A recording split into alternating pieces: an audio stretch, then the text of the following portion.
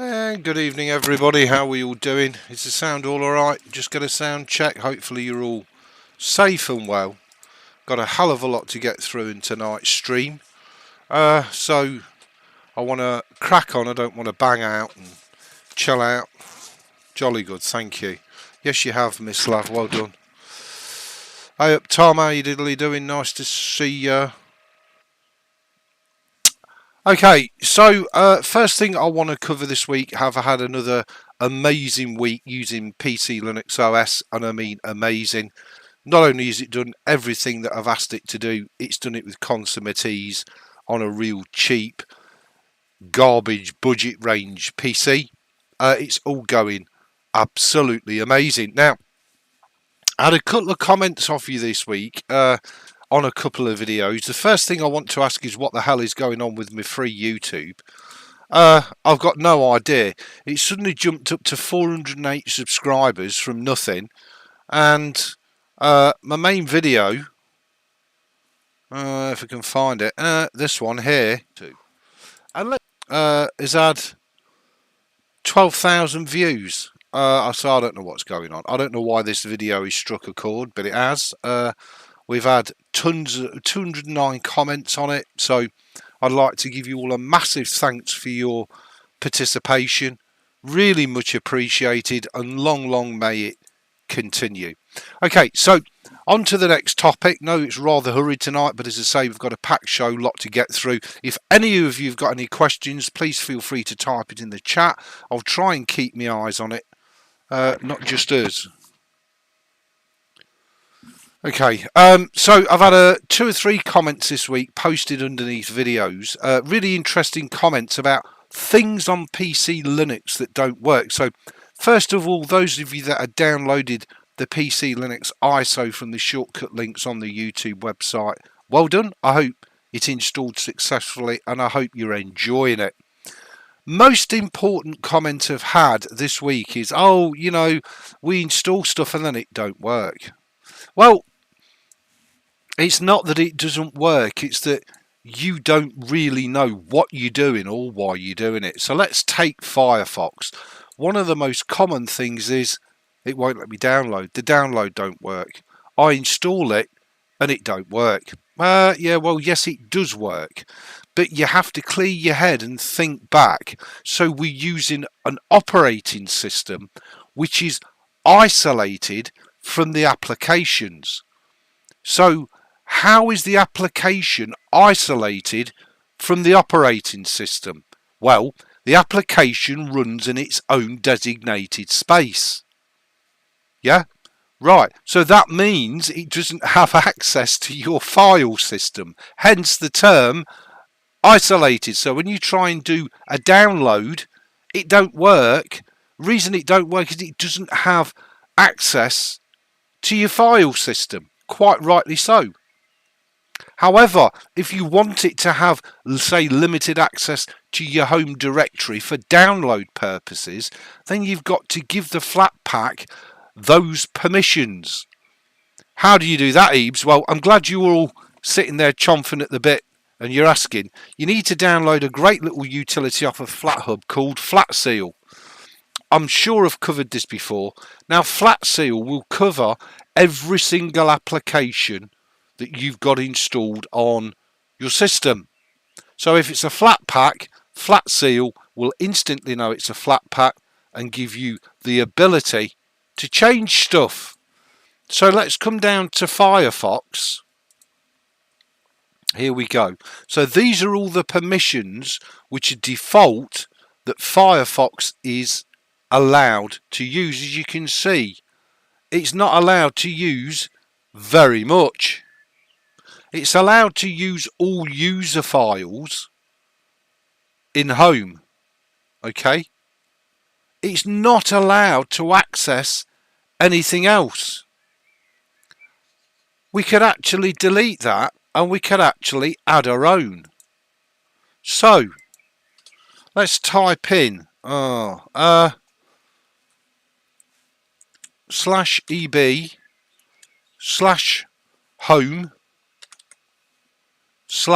is downloads a capital D or not? I can't remember. Let's have a look.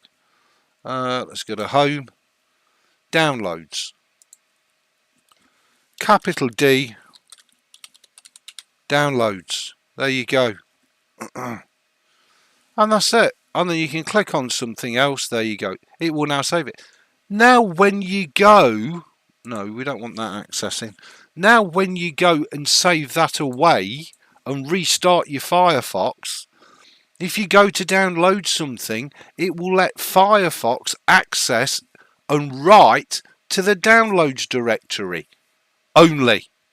Hence, that's why these apps are containerized. They're specifically designed not to be able to access your file system. That's how you stay safe. Hey Michael, lovely to see you. Hey Dave, nice to see you.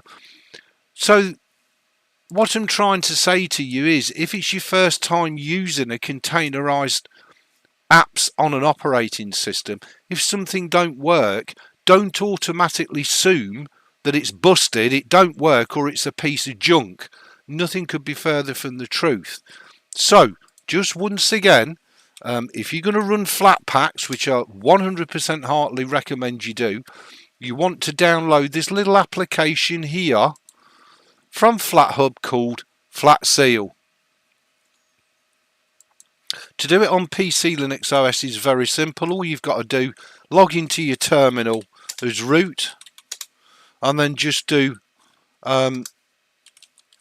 flatpak install FlatSeal. That's it. And it'll bring FlatSeal down and install it for you as a flatpak. Simple as that. So thank you very much again for your comments and your questions. Much appreciated. This is what I'm here for. I'll try and help you lot as much as I possibly can. Are app images viable? App images. Yeah, Tom, you can use whatever you like. You can use app images, you can use snaps, you can use flatpaks. It's up to you. You know, one of the biggest criticisms I hear is that, oh, you know, flatpak, it's huge compared to the original program size. Yeah, that's very true, it is, but that's because it contains all the gubbins it needs to run without interacting with your operating system. So by default, it's going to be absolutely huge, isn't it? But the benefit of that is it can never bugger your OS up. Your OS is just going to run all day long because the application can't interfere with it. It's just simply not allowed. So yeah, all the containerized app formats are perfectly viable. You're now on Elementary OS 6. Good for you, AD. Let us know how you get on with it. Hope you're enjoying it. Look, you guys and girls use whatever you like. All I'm doing is really documenting my personal experience on the PCLInuxOS. Now, this week I've also bought an absolute shed ton of cool stuff down. And the next thing I want to demonstrate to you is another cool little utility off of FlatHub, which is a system monitor. And I think this is brilliant. And it's dead easy, straightforward. It shows you your CPU usage, your RAM usage. You can look at your disk, your network, your GPU, your sender, blah, blah, blah, blah, blah. But it's really nice because it's simply graphical. This is simply called System Monitoring Center. Not really a lot else to say about it, really. There you go. It's available off Flatpak. That's its icon. The little magnifying glass with the heartbeat in the middle of it. Again, if any of you are looking for a really nice, simple little GUI system monitoring center, something that's not, if you want all your processes, you can have all that malarkey, you can have your users, your system, blah de blah de blah, that's fine. But if you just want a simple graphical representation of what's going on your computer at any time, check out System Monitoring Center. It's a great little bit of kit. Why are some things dark themes and others not? That's because Flatpak does not contain the universal GTK theming. Personally, I don't care about that. You may. That's up to you. But you'll find that most containerized apps do not contain a universal GDK theming. Now I think Snaps has fixed that on Ubuntu, but if you're on any other distro, use app images, flatpaks, they're not universal GDK theming, so they may well look different to your operating system. Like I say, personally, I don't really give a shiny one, but hey, that's your choice. Although is Stacer the same? Stacer is exactly the same, but this is very small, very lightweight. You could use Stacer. It's another good one if you want. I just really like this system monitoring center. I'm starting to really explore FlatHub a lot more, seeing what's hot, what's not, what's really good, what's a load of, dirge weed. I'm just trying to figure it out week by week. Thank you, Bexy. Yeah, you're welcome, Johan. Remember, no question is too stupid. The answer might be stupid, but the question's not.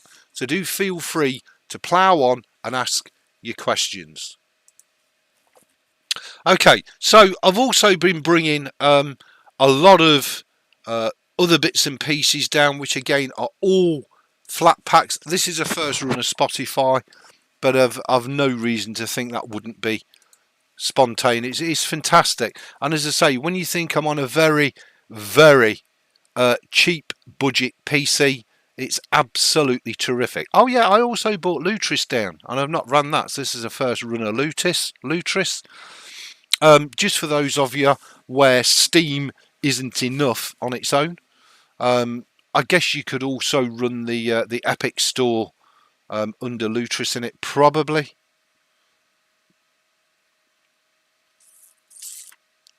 I currently have NVIDIA 1050 Ti.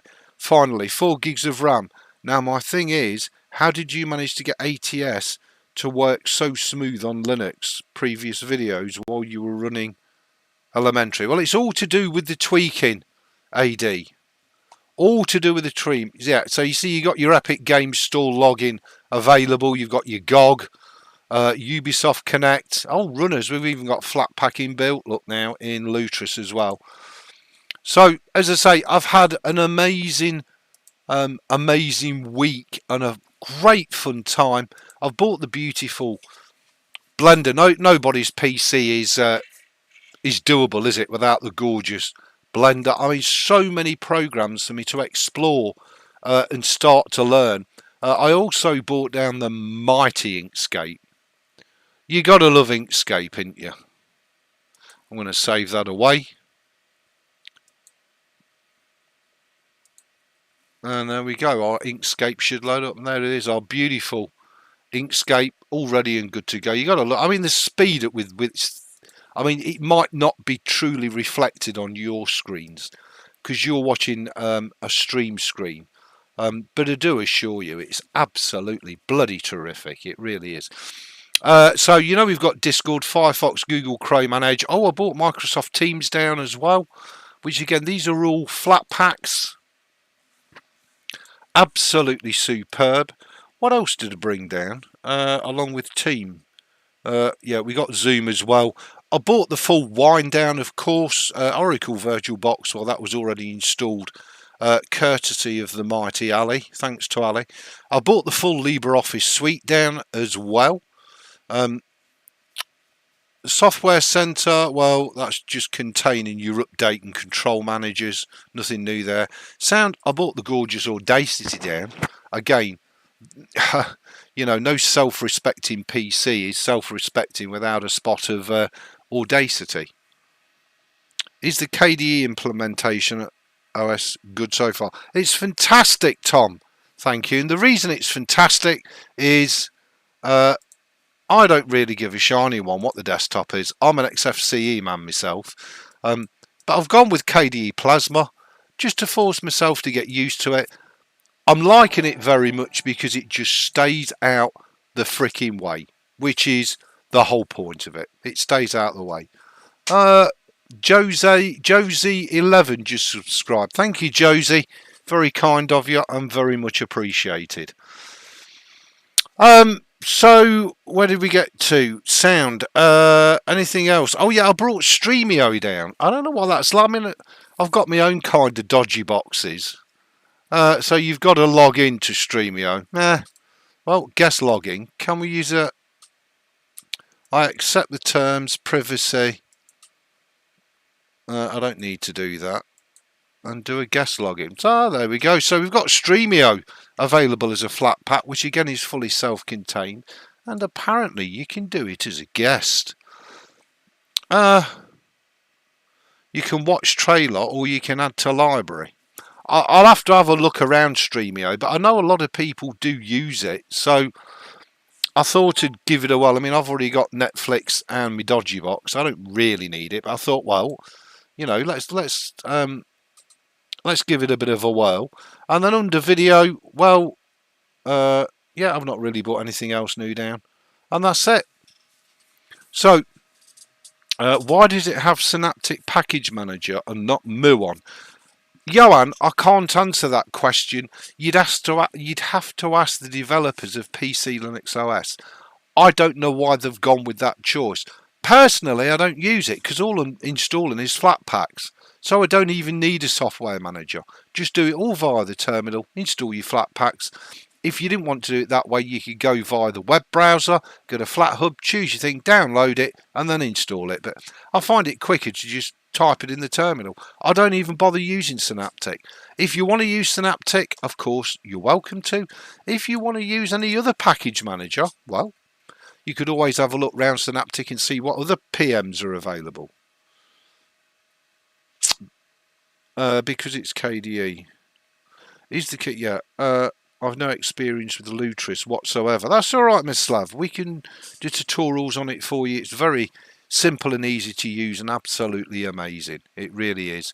So, I'll just do Miss Slav a very quick tutorial on Lutris. So, because this is a flatpak on Lutris, everything is self-contained. I don't know how this is going to go actually, but we'll give it a whirl. So, if you go to the Lutris website, there you go, and click on games. There we go.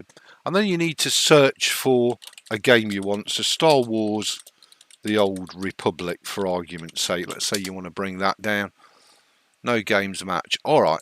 So let's do a manual search under just Star Wars. That's going to bring everything up. That's Star Wars. There we go. Let's scroll down and find Star Wars, the Old Republic. So the way that it works is, I can't see it. It's got to be here somewhere.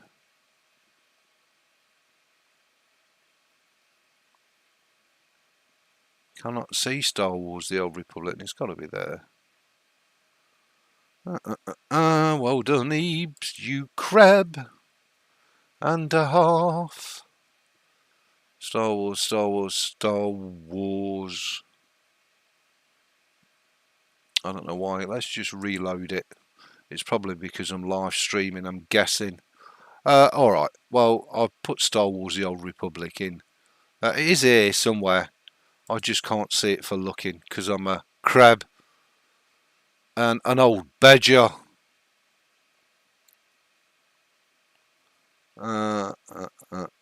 It's usually down the bottom here, Star Wars The Old Republic.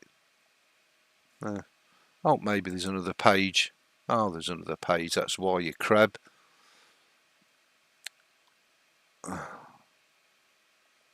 Still can't see Star Wars The Old Republic. I will find it. How many freaking Star Wars games is there? Really? I mean, really? Cheese and rice. There it is. So Star Wars The Old Republic. So click on the game once you've found it.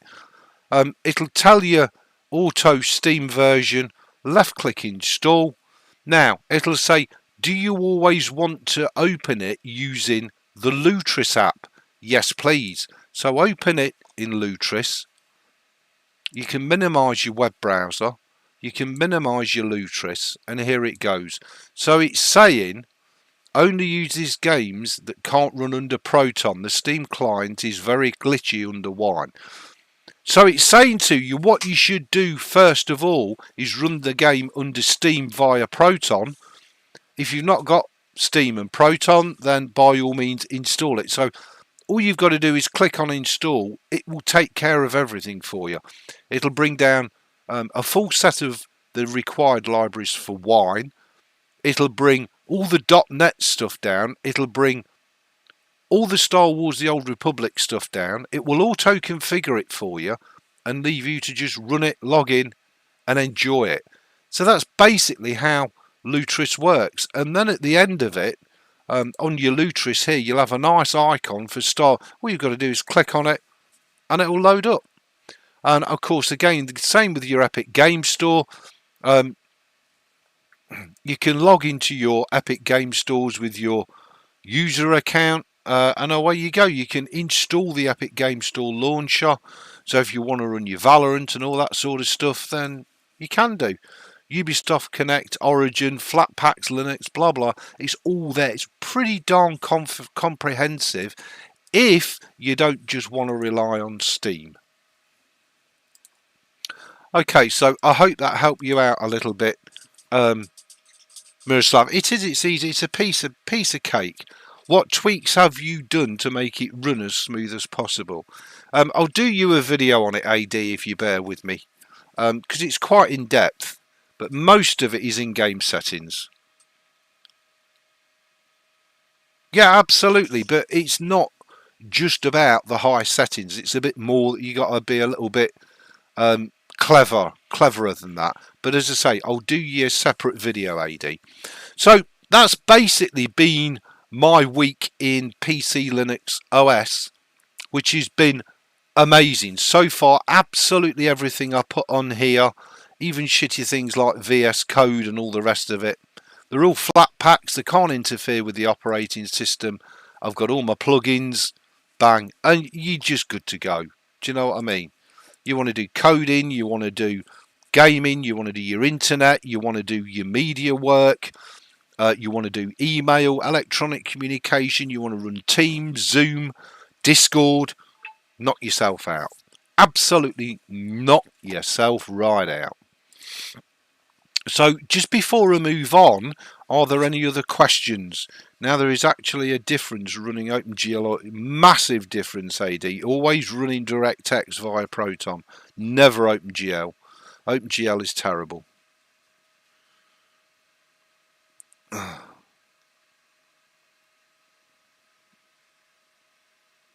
Any results on finding a fan speed controller? Yes, there is, Dave. I'm glad you did that. I'm glad you said that. So again, let's go do FlatHub. Dave, are you on about Nvidia or AMD? Oh, I've opened the wrong browser. Let me open Firefox. It is Johan, because the game is really optimised for DirectX, not OpenGL. FlatHub.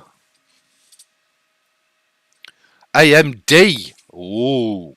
Okay, so if you go to FlatHub, Dave, and then go to Explore, and then go to Utilities, I'm guessing here. If you go to Utilities, and then the two utilities is one for AMD and one for Nvidia. So Dave's going to be frothing at the chops here. So no, that's not the Nvidia one. That's just a Qt monitor. If I go by it, I do apologise. And I can't remember whether it's in Utilities or System. I was looking for this the other day for you, Dave, and I found two, one for AMD and one for Nvidia. I thought, oh, that's interesting. But of course, typical now, I can't remember where the bloody things was. And there's pages and bloody pages of apps on Flatpak. And as I say, I can't remember whether it was System or Utilities. It may be System. Steam metadata editor. Cool, that's interesting. Some really cool stuff on FlatHub, just saying. If ever you get a spare 10 minutes where you're a bit bored, check it out, because there's some amazing stuff on here. There really is. It might be under System then, not Utilities. Okay, let me go back to categories. Let me go to system. System. So you have a twin system. There's only 3 pages here. Oh, by the way, yeah. Just before we do that, if any of you are using Razer gaming mouse or keyboards, your Razer Genie's all here. So if you want all your flashing lights and everything else, Razer Genie is your app to go get. Sorry about that. I digress. No, so it must be utilities then, mustn't it? Yeah, okay. So it's not system. It's got to be utilities. God, let's jump straight to 3. I suppose I could just type in. Let's try it. There you go. So you've got your GeForce Now, but you've got green with envy. So if you're on NVIDIA and you want a simple, easy way to just control the fan speed on your graphics card and manually set it, plus overclock your NVIDIA card, green with envy is the one. Okay. The other one, let's try AMD. What's the other one called? Was it GPU Viewer?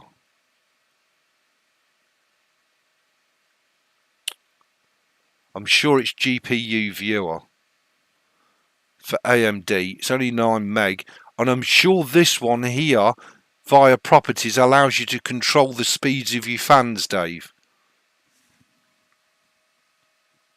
Hey up Cody, how you diddly doing? Nice to see you, man. So check out GPU Viewer. I'll check it out this week, Dave. But I'm sure this is the one for AMD that allows you to alter the fan speeds on Raiden easy. So if it's NVIDIA, it's green with envy. And if it's AMD, it's GPU Viewer.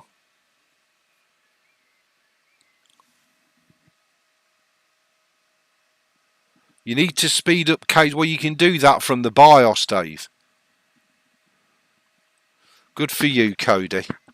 Yeah, well, you can just go into the BIOS on your computer's BIOS, Dave, and set the case fans to max. You shouldn't need external software, apps and utilities to do that, buddy. Your PC's BIOS should be more than good enough to do that for you.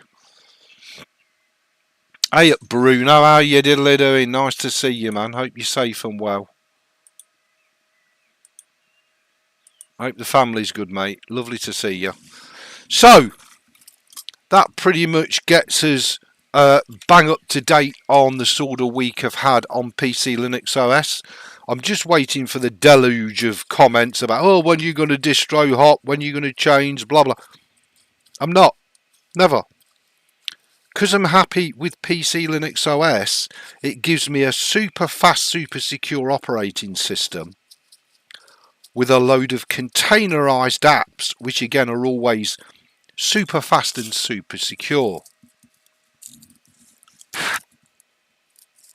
But then again, this is EB. So in answer to that last statement, or does it? Okay, so now I want to broach the second subject with you, which is this.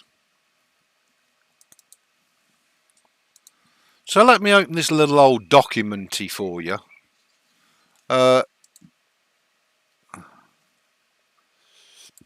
And let's do this.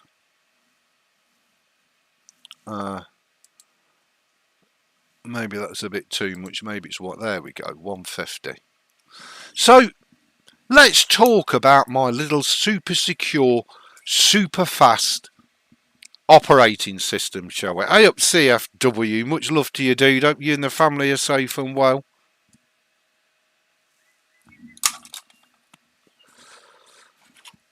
So I'm going to get down, dirty and really basic with you all now.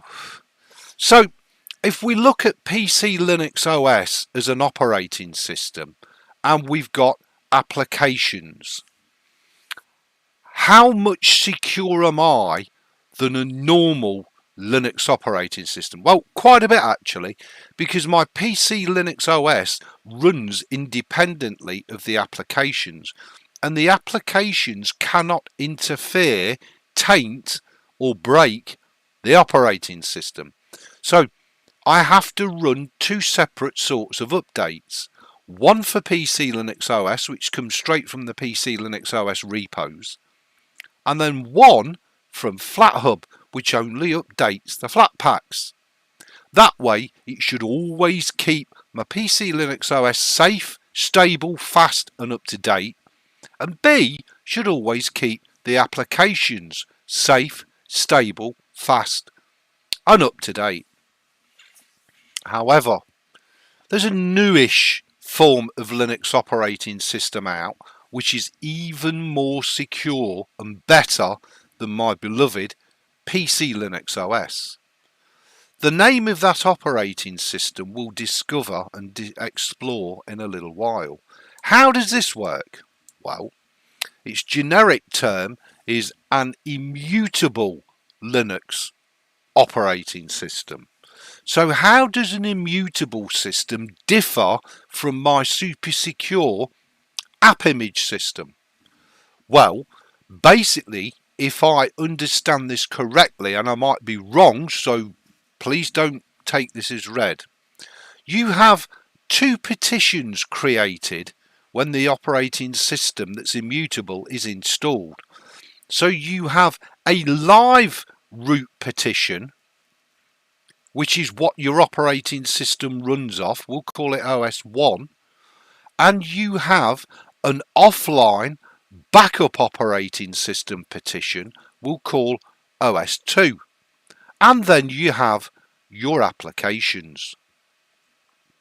So how this differs to mine is the operating system only ever runs off OS1 partition. Now, any operating system updates and any application updates that you bring down to your computer automatically go into operating system 2, which is not the live environment. All the updates are ran, the packages are checked. If nothing breaks and everything is 100% okay, those updates are then fed into OS1, which is your live partition. However, if you bring an application down and it breaks a package in OS2, it does not get fed through to OS1. Very, very cool. If an operating system update comes down, it gets installed in OS2. If a package breaks or the update breaks another package in OS2, again it's not fed through to OS1, hence the term immutable. So technically your operating system can never break because it's only ever fed successful non-package breaking updates. Now, if you couple this application area with flatpaks, not only now are your flatpak sandbox running independently of the operating system, that means the only updates that you're bringing down that can affect your operating system are operating system updates. Fantastic. And we know now that if anything breaks or is not right in OS2 when you run your updates, it doesn't get passed to the main live OS1 partition. So that on the face of it seems absolutely amazing. An immutable, unbreakable operating system. However, there's going to be a bit of a cost for these massive extra levels of security and reliability. What are those costs? Well, first of all, you're going to have a lot more storage space off the get-go, because you've technically now got two root partitions as opposed to one of equal size. So I think the minimum recommendation for running an immutable operating system is a minimum of 50 gigabytes of free space. That's 50. So that's not the end of the world. However, if you've got a 1 terabyte home partition, if you like, a root partition, that means you're now going to have two 1 terabytes because they have to be identically mirrored in case one breaks so the other can't. Interesting. So there's a space cost there. However, a lot of people will be more than happy to accept that trade-off for the increased security and the peace of mind that their operating system's never going to break, either through updates or through their own stupidity. So that is pretty cool. What's the other trade-off? Well, the other trade-off is going to be system speed and performance.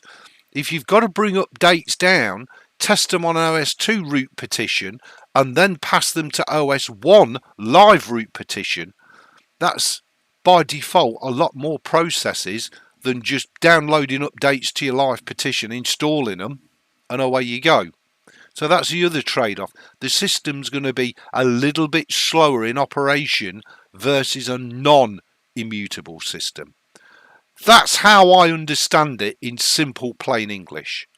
If I'm wrong, please feel free to correct me in the chat. Okay, so that brings me now on to my next. Zeb is back. I was shocked. Good for Zeb. Heather, good for Zeb. I hope he's very happy.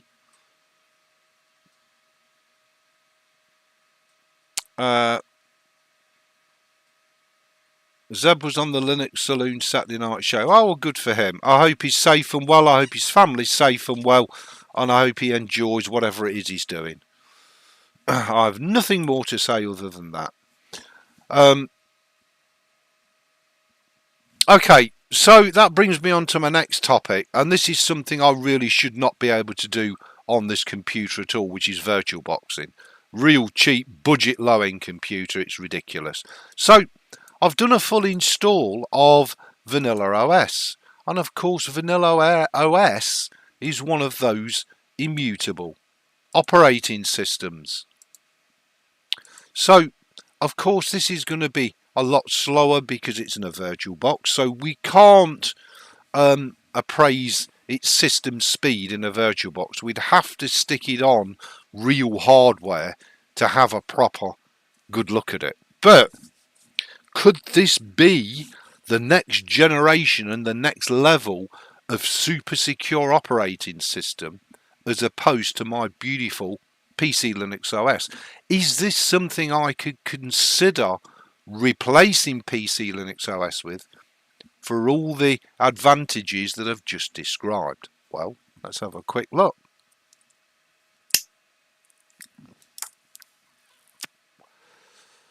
Ebes, does force composition pipeline of his settings have anything to do with making the games run smoother? Yes, it does.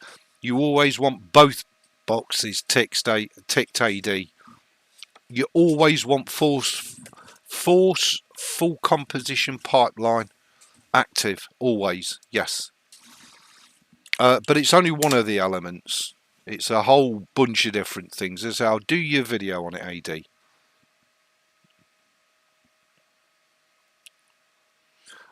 No, not necessarily, Tom, because the Steam OS itself is not immutable because it has access to write to your file system.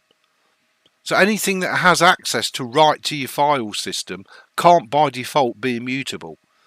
The only thing that can be immutable is something that's fully self-contained and has no permissions to write to your OS.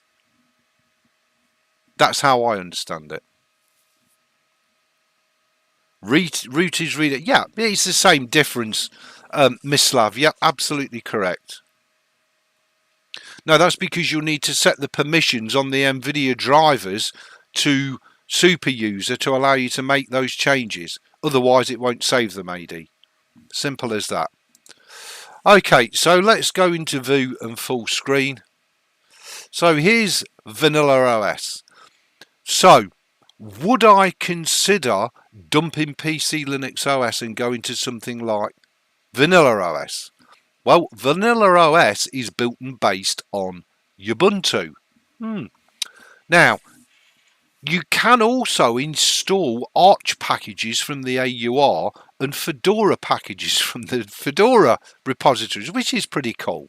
But nevertheless, that for me isn't really a game breaker or a game changer.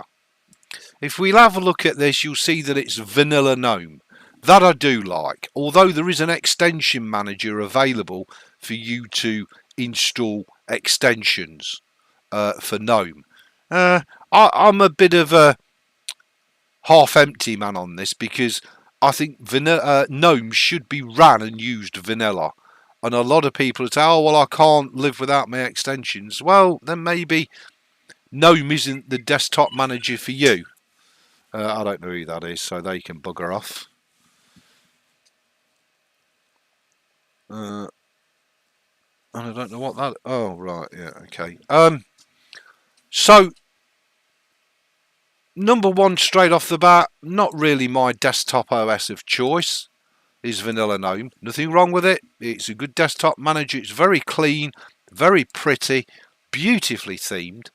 However, just not necessarily for me. Now, it's got its own unique package manager, which I believe is called APX, and it's got its own unique immutable way of installing updates and packages. Now, I believe that flatpaks are available out of the box. So if we go to, what do you want to go to, Ebes? I can't even bloody see it. Really? Alright.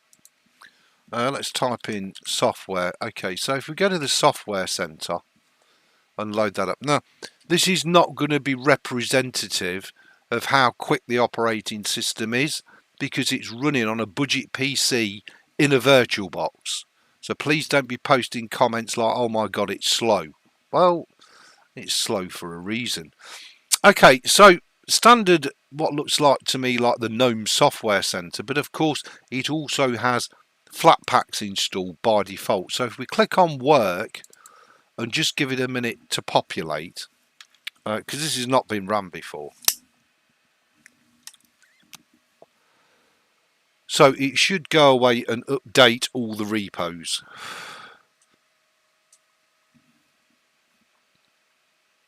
Well, no, because neither Elementary or Mint, Johan, are immutable. The whole point of this is to have an immutable operating system, something that can never break. Simple as that.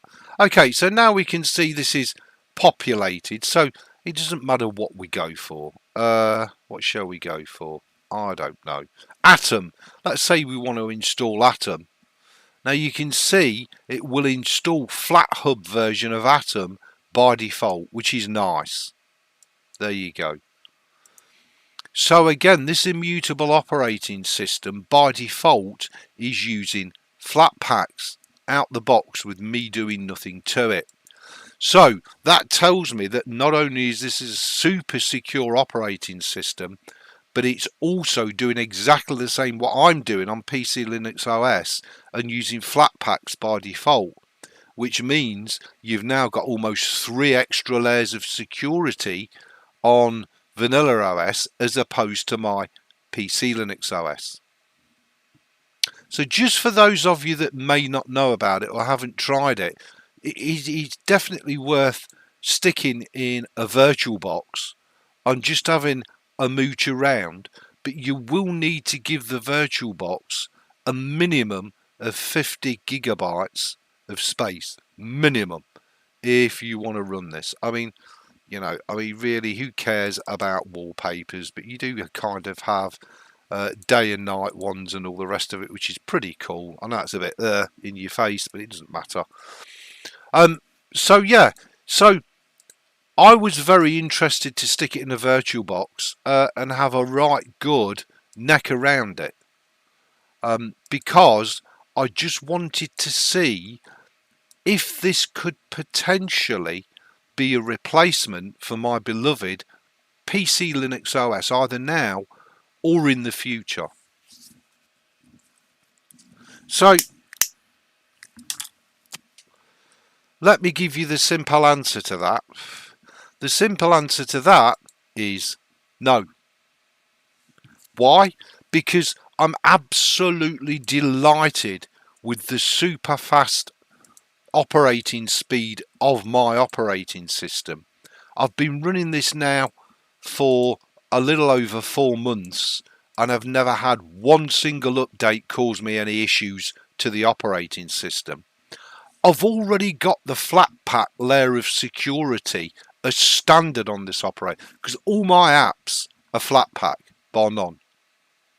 So do I really need that extra immutable operating system? For me personally, as a desktop user, is that giving me something that I can't live without? My personal answer to that is no. Your personal answer may be different, and that's fine. I think it's a great concept, a great idea. I think Fedora have an immutable one, and I think there's a couple of others as well. Immutable's been around for many decades. It's not something that's brand new. It's just pretty new on the Linux desktop home user operating system front. But for me, I think the fact I'm using PCLInuxOS in the first place, which is pretty secure by design. I think secondly, because I'm using flatpaks, I'm pretty much immune to anything an app could do to the operating, because most of the apps can't write to the operating system. So no matter how much you hack the app, if it can't write to the OS, it's pointless. Simple as that. So for me personally, there is no logical rhyme or reason to get rid of PCLInuxOS and go to Vanilla OS, as good as it may be, and I'm sure it is good. The other thing I love about PCLInuxOS is it's independent. It's not Ubuntu. Now, I would say that Vanilla OS probably has better hardware compatibility than PCLInuxOS, because Ubuntu's got one of the best hardware compatibilities on the planet, bar none. But I'm really happy to be on an independent distro that's got me away from Ubuntu, Debian, Arch, Fedora, SUSE, or something independent that's crafted with a bit of love and a bit of passion. You tend to find runs a little bit more reliably than your big blue chip distros, if that's what you want to call them. The other thing about PCLInuxOS, I've never experienced speed like it. I've had fast Arch systems, I've had fast Gen 2 systems, I've had super fast Linux from scratch systems, and then I've had the next generation of something like PuppyLinuxOS that runs from RAM, which is amazingly fast. PCLInuxOS is as fast as you'll ever need. Even on a budget PC, it's like bloody lightning. It really is. So that's been my week on PCLInuxOS. That's what I've been thoroughly exploring and really thoroughly enjoying. Enough of me banging on. I'm going to turn my eye to the chat now and let's see what you guys and girls have been enjoying this week on your Linux or your Windows operating systems. English Bob, have you heard of BlendOS, an immutable OS that can use Ubuntu, Fedora and Arch packages, containerized, and flats are enabled out? I've not, Mislav, but thank you very much. I'll check it out. If folks use things based on those facts, then they will never enjoy anything, really. I'm not sure, AD. I'm very careful with what I do with my Linux OS. I'm just average Joe with gaming pleasure. Don't mess with the terminal. Don't mess with other things that might kill it. Yeah, that's a great attitude, AD.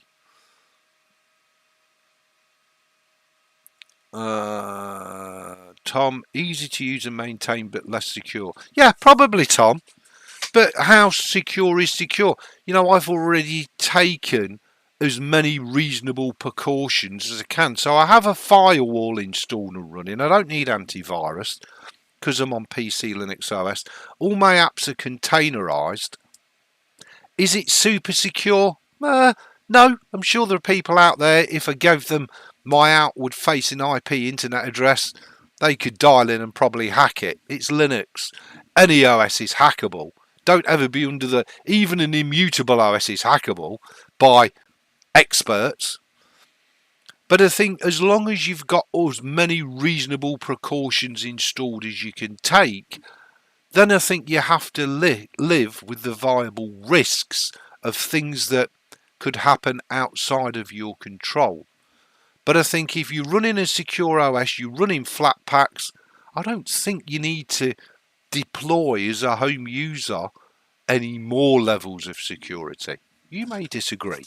You may disagree. Always been a fan of Linux and CB. Oh, bless you, AD. And never distro hop. Hey up, Robbie. Lovely to see you. Zebian.org. Just install flatpak and go. Lovely. Thank you, Robbie.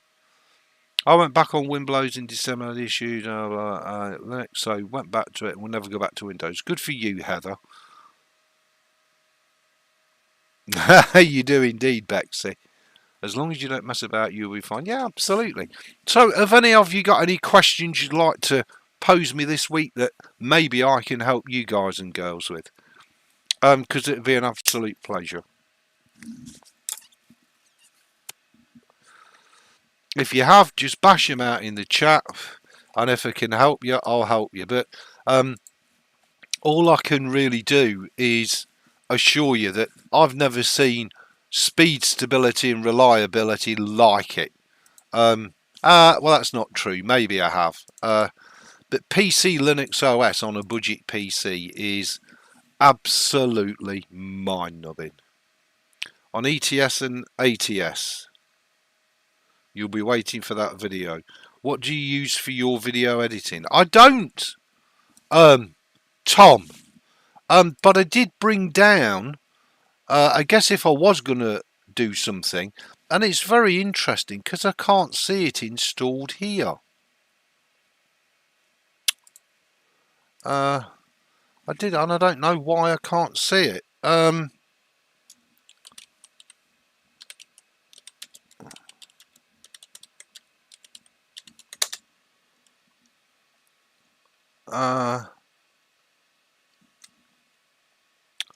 I did bring Kdenlive down. Maybe it didn't install properly. Kdenlive, there it is. Oh, it's a capital K. So flatpak run org dot. I don't think it needs super user. KDE dot. Is it a capital? No, it's lowercase. Kdenlive. Let's see if it'll run doing that. Yeah. So I did bring Kdenlive down to try this out, and I've not had a chance to use it yet because I need to check some video tutorials on using Kdenlive. But I guess I probably run with Kdenlive, Tom. I would have thought. I think it's as good as anything that's out there. I know there's lots of stories about it crashing in the middle of doing stuff, but I've not heard any bad mouthing of late. I think it's probably one of the more comprehensive video editors out there. I think the other thing that you could go for, let me long it is, we could do a flatpak install. Now this one is a little bit buggy by default for sure. OpenShot, and again, some like it, some don't. OpenShot is very reminiscent of the really old Microsoft Movie Maker in the way it looks and the way it works. But if you are going to use OpenShot, you will have to have Blender installed and configured properly at the same time, because OpenShot calls on Blender for all its 3D titling. So all your 3D titles are rendered in Blender. I've always liked OpenShot, but I think I would probably go with Kdenlive and take the time and put the effort in to learn it a little bit better. Let's see if we've got a menu entry. Yeah, OpenShot. So this is your OpenShot. We can close that down. Again, all fully containerized. We can hide the tutorial. So this is what your OpenShot looks like. Very similar to the old Microsoft Movie Maker. So it's very easy to use. It's very powerful. But as I say, you will need to go into preferences and define the correct path to Blender. Otherwise, when you go to create 3D titles and images, well, it ain't going to do it. It's going to be terrible. But other than that, OpenShot, if you're looking for something a little more simple and a bit more intuitive than something like Kdenlive, OpenShot is definitely worth having a look at for sure. Okay, so thank you for that, Tom. Anyone experience with Photo GIMP? No, I use GIMP all the while, but I don't know what Photo GIMP is. Miss Love, no idea. Hey up, Metal, how you diddly doing? Lovely to see you, dude. Hope you're safe and well. I use Open Video Editor for Linux or something like that. Yeah, okay, AD, good for you. Ebs, how do you super use NVIDIA server settings? Oh my god, I'll have to do your video on it. You need to elevate NVIDIA's rights to root so that it can write the config files. It sounds in depth, it's not. Hey up, Sajan, how you doing? Nice to see you. Welcome to the stream. Where's Tom? There you go. Photo GIMP is GIMP with Photoshop layout. Oh right, okay, Miss Love, I've never heard of it. But as I don't use Photoshop, it's not a consideration for me personally. If you use Photoshop, you want to replace it with GIMP on Linux, well, then it might be worth you checking out and having a look at. What about Shortcut EB? Shortcut to what, Metal? Or is that a program called Shortcut? What made you leave MX, Bob? Nothing really made me leave MX other than I completely redid both my computers and upgraded a lot of the kit, both in the computers and that I'm using in terms of monitors, keyboards, mice, etc. And I was also I think I was just about to install MX Linux on this little computer that you're looking at when Ali interrupted me on the Discord. Said, "Oh, Ebes, I'll do you a custom ISO." Of course, the usual banter of abuse ensued, and bless him, he did, and bless him, I did try it, and I thought, well, it's not really good enough to stick it in a VirtualBox. The lads put the effort in and built me an ISO. The least I can do is put it on real hardware. And I put it on real hardware and just instantly fell in love with it. Because I wasn't really interested in the Linux aspect of it. The fact I'm running PCLInuxOS really is irrelevant. Really what I was after was a Windows user coming over to Linux, whereby the Linux operating system is exactly the same as the Windows. What do I mean by that? Well, you've got an operating system, but the majority of the time you're in an application, you don't even see the operating system. You're not interested. You know what I mean? I just wanted something that could replace Windows and stay out the way without being really technically difficult to run, without having to have, you know, a BA Honours degree in Linux coding or programming or sysadmin. I didn't want to be a Linux sysadmin just to get away from Windows. I just wanted something that could replace Windows. For me personally, PCLInuxOS has that in spades. Maybe completely different for you. You use what works for you, what you enjoy and what you like. As I say, all I'm doing is documenting on YouTube my experience with PCLInuxOS, just in case any of you at some stage in the future think, well, do you know what? I'm going to give that a shot. I quite like the look of that. Your mileage may vary. You might have completely different hardware to me, different requirements to me. Hell, you might even have a different mindset to me. All these things are, excuse the pun, immutable factors as to why something can work for me and not for you. Meh. Just saying. Shortcut is a powerful video editor for Linux. Never tried it, Metal, but I will check it out. And thank you, Miroslav, for the link. I will check that out as well. Yeah, absolutely. That sounds fantastic. Okay, so there is one more thing I want to just cover very quickly before I wrap this up. While we're talking about thinking outside of the box, as you know, this PC has no external graphics card. It's just running an AMD Radeon Vega 8 2GB graphics chip inbuilt in the CPU. Fantastic. Saves me a butt ton of money. So how can a AAA game on it? Well, the most obvious answer is you can't. I'd just like to come back and say bullshit, you can, but you have to think outside the box. So how are you going to do that then, fat face? Dead easy, using GeForce Now. So using GeForce Now, you can use this to play a lot of games that you'll never ever need to install or update. GeForce does that for you.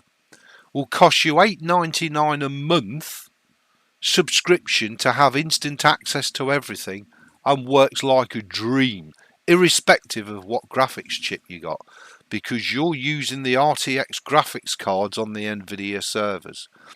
So do keep things in mind. Do try and think outside of the box when you're thinking about running a really cost-effective low-end PC that uses very little electricity. Don't just instantly blank off, oh well, I can't do that because I haven't got a graphics card. There's lots of things you can do without a graphics card. And I think this is probably the future of gaming and external graphics cards. I really do.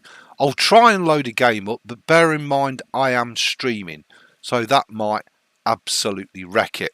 So let me have a go at loading the original Portal up, and I'll show you how this works, and it's absolutely amazing. Now, if you keep your eye on something like GeForce Now, you'll find that there's many special offers which can save you a lot of money on your subscriptions. So this is already linked to my Steam account, as you can see. So it's running off my Steam account. You can also link it to your Epic Store account, your Steam account, blah blah blah. So you know, if Valorant is only available in Epic, well, you can play it via GeForce Now. Don't instantly write things off as not doable because of your mindset and you're not thinking outside the box. Now, I've got absolutely, oh hang on, no graphics card in this, as you know. I'm running a 2GB. So let's go to 1920 1080, full screen unlocked. Boom. Okay, so here we are now, full 1080p gaming on an inbuilt APU, which I think is mind-numbing. Okay, let's do a new game. Do chapter 1. And this, although is you've got a remote window in onto the NVIDIA server, doesn't matter. It runs absolutely amazing. So all I'm trying to get out there is, don't forget there are options which allow you to think outside the box and be a little bit different. And hopefully, as you can see, hello, and again, welcome to the Aperture Science Computer Aided Enrichment that's running Center. absolutely beautiful. In the relaxation vault has been a pleasant one. Your Now, specimen has been you'll see that processed, my and we bar are now keeps ready to appearing begin at the test bottom. proper. Before we start, however, keep in mind that although fun and learning are the primary goals of all enrichment center activities, serious injuries may occur. For your own safety and the safety of others, please refrain from... Yes, you do, Becky, but it's 6 hours per session, and then you can just reconnect. But 6 hours should be enough, really, for most people. Just saying. It's absolutely amazing. So, you know, the other advantage, and why I'm saying think out the box, just think about it. It costs you $8.99 a month. I got a 6-month subscription to GeForce Now for 26 quid, which is a lot less than $8.99 a month. You think how many 6 monthly subscriptions at 26 quid I'm going to get before I've got to the retail price of an NVIDIA RTX 3060 Ti. Here's the kicker. By the time I've spent the same amount of money on GeForce Now as I would have done on an RTX 3060 Ti. That RTX 3060 Ti is yesterday's news. It's old hat. It's now become irrelevant because there'll be a 4060 or a 5060 Ti or a 60. Where does it ever stop? Where is GeForce Now always uses a certain standard of RTX hardware, which when it becomes old hat gets replaced automatically by Nvidia, not you. So all I'm trying to say to you people is in 2023 on Linux you have many options available. Do try and think outside the box, because just because you're not thinking inside the box doesn't mean that you can't still do what you want to do in 2023. However, note the incandescent particle field. And I can tell you, it's a wonderful out-the-box solution to banging your head against the wall. It really is. Anyway, this might work for you. This might not work for you.